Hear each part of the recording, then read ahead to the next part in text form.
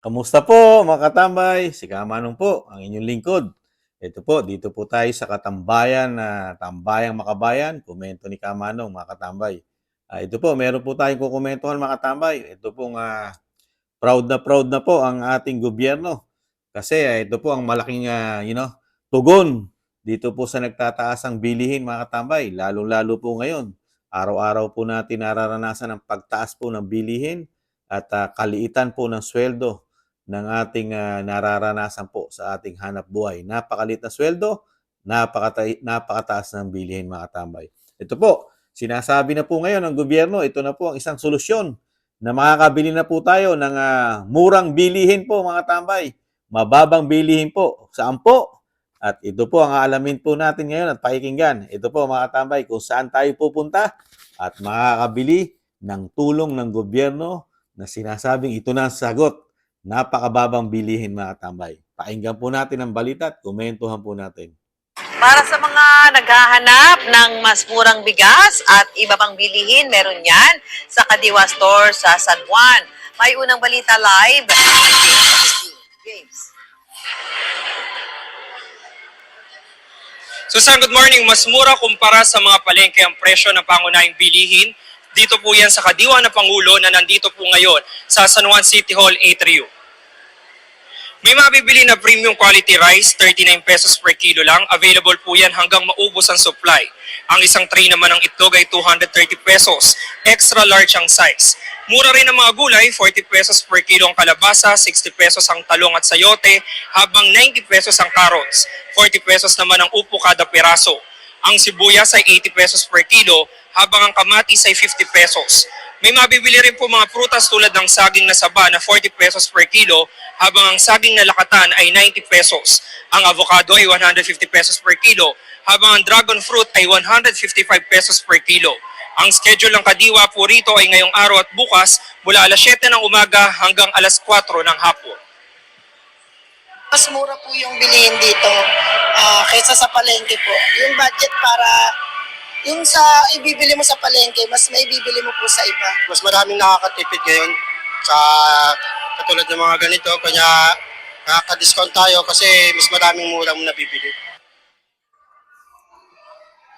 Ayan po mga tambay, ano pa inintay natin mga tambay? Sugurin na natin, punta na po tayo mga tambay. Yung mga sinasabi po gusto makatipid, ito na po ang kadiwa po ng ating Pangulo. Nasa San Juan daw po ngayon mga tambay. Itong kadiwa. At talagang napakamura po mga katambay ang sinasabi po ng ating mga kababayan na makakatipid po tayo ng malaki mga tambay. Ito na po ang kadiwa ng Pangulo mga katambay. Nasa San Juan. Hindi lang po nabanggit sa balita kung meron pong mabibili tayo ng mga karne tulad ng manok, baboy, at siyempre baka, at hindi rin nabanggit kung may isda mga katambay sa kadiwa. Ang nabanggit lang po sa balita bigas. Ayun, makakabili po tayo ng bigas mga katambay. Mura daw po ang bigas. 39 pesos. Kaya lang po limitado lang po ang supply mga katambay. Pag naubos po sa susunod na araw po siguro yun mga katambay, pagbubukas ulit ng kadiwa ng Pangulo mga katambay. Kaya napakaganda po ng mga solusyon po ng Pangulo na malaking tulong po sa ating mga kababayan mga katambay. Di po ba?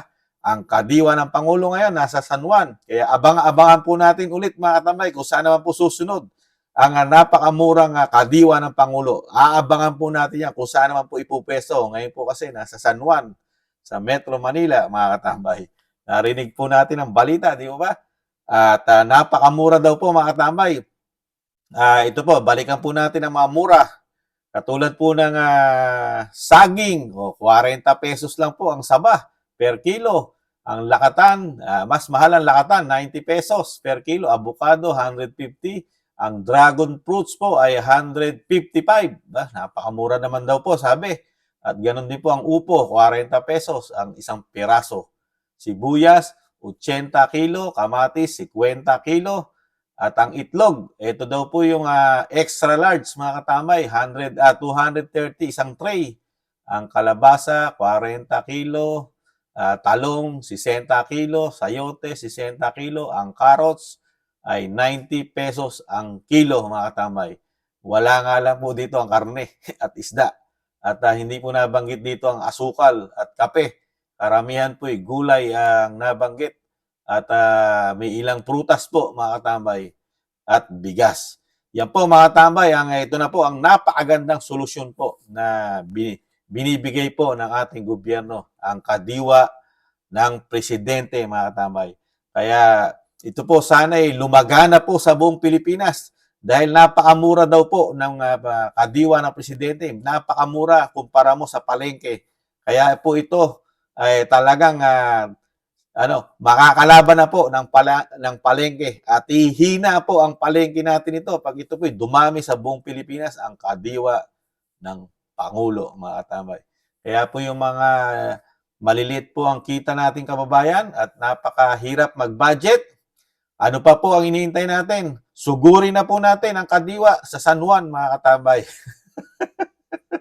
Dahil malaking katipiran po, mga katambay, pagka sa kadiwa ng presidente tayo bumili at talaga yung kita po natin na kakarampot makakasapat po sa araw-araw nating pamumuhay sa ating bansa, mga katambay, ang kadiwa ng Pangulo. Kaya kung nakatira po tayo sa bandang Bulacan o something na Tarlac, Pampanga, pumunta na po tayo ng San Juan, mga katambay. Doon po mura ang bigas. 39 lang po, mga katambay. Kaya lang po, ang masakit po, mamamasahe po kayo, mga katambay, papuntang San Juan. Hintayin nyo na lang po, mga katambay, na mag-open na rin po ang kadiwa sa mga lugar-lugar nyo, mga katambay, nang hindi naman po kayo mamasahe. Ganon din po yung mga lugar po na sa South, mga Batangas na yan, baka mag-open na rin po ang kadiwa dyan, mga katambay, dahil mahirap pong mamasahe papunta po sa San Juan, mga katambay. Baka yung maititipid natin, mapupunta lang po sa pamasahe, mga katambay. Kaya talagang napakahusay po ng pamamaraan ng ating gobyerno kung paano po makakatulong sa mga mahihirap nating kababayan na talagang yung solusyon po talagang kapaki-pakinabang sa buong Pilipino, sa buong bansa, sa mula Luzon, Visayas at Mindanao. Ang solusyon po ng Pangulo, ang kadiwa po, ang kadiwa ng Pangulo, mga katambay. Kaya po talagang sa nakikita po ni Kamanong, ito na po ang talagang napakagaling na namuno po sa ating bansa, mga katambay. Ito po ang ating Pangulo. Nakita po natin, meron na po siyang kadiwa ng Pangulo, meron pa rin pong ayuda ng Pangulo, mga katambay. Kumpleto po ang pagtulong po ng pamahalaan natin. Kadiwa ng Pangulo at ayuda ng Pangulo. Talagang hindi na po tayo babalik sa dati, mga katambay. Talaga pong lahat po ng kababayan natin, lalo pong mahihirap natin kababayan, hindi na po magugutom, mga katambay, dahil protektado po tayo ng ating pamahalaan, dahil meron po tayong kadiwa ng Pangulo at meron din po tayong ayuda ng Pangulo. Kaya po, wag na po tayong mag-alala, mga katambay, na hindi na po tayo mawawalan ng pagkain sa ating hapagkainan, mga katambay. Kumpleto na po ang suporta, paggawa, pagtulong, dahil nagsasanib puwersa po, pati po ang Kamara, talagang ginagampanan po yung ayuda ng Pangulo. At ito nga po yung kadiwa ng Pangulo, mga katambay. Kaya po, napakagaling po ng talagang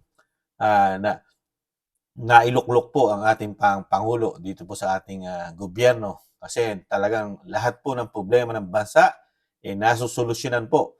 Lalo po sa seguridad ng pagkain at sa kahirapan po ng bansa at mga Pilipino. Nahandyan po ang pamahalaan po ni Pangulong Marcos para po tayong lahat ay hindi na po tayo magutom at magkasya ang ating kinikita sa araw-araw, mga katambay. Kaya po talagang kailangan po ito ay palawigin at paramihin pa po ang mga ganitong politiko sa ating bansa, mga katambay. Dahil ito po ang solusyon sa kahirapan at pag-unlad ng ating bansa na meron po tayong ganitong programang napakaganda, mga katambay. Ang kadiwa ng Pangulo at ang ayuda ng Pangulo. Na dire-diretso po ang ayuda ng Pangulo. Mula Bisaya, Mindanao, nandiyan po. Umaarangkada po ang ayuda ng Pangulo, ang bagong Pilipinas. Kaya saan pa po ba tayo? malapit na naman po ang halalan, mga tambay. Nakikita po natin kung paano po gumalaw at gumawa ng napakagandang solusyon ang pamahalaan natin sa ating bansa. Yan po, talagang kitang-kita natin, ramdam na ramdam po natin, mga tambay, ang kadiwa ng Pangulo at ang ayuda ng Pangulo, mga tambay. Saan pa tayo? Di ba? Doon na tayo sa matatag at sa napakagaling gumawa ng solusyon para sa ating bansa. Di po ba? Yan lang po, mga tambay. At si Kamanong ay pupunta pa ng San Juan, mga katambay, para makabili ng murang gulay at murang bigas. Biyahe pa si Kamanong, mga tambay. Baka maubusan ng murang bigas at murang gulay, mga tambay. Tara na, samahan nyo si Kamanong, mga tambay. Sayang po, maititipid po natin ito. Dahil ito po ay napakalaking tulong po sa atin, mga tambay. Yung makatipid tayo, makabili tayo ng murang bilihin. Hindi na tayo sa palengke pupunta, mga tambay. Abangan po natin ang kadiwa ng Pangulo. The best po yan, mga tambay. Muli po, si Kamanong po, mga tambay. Talagang lagi pong kadiwa ang aasahan ni Kamanong sa murang bilihin, mga tambay. Ito, thank you po sa mga gusto ng ating, kadiwa, Malita Channel, mga tambay. Tambayang makabayan, komento ni Kamanong, kadiwa the best. Thank you po. Paalam. Bye-bye.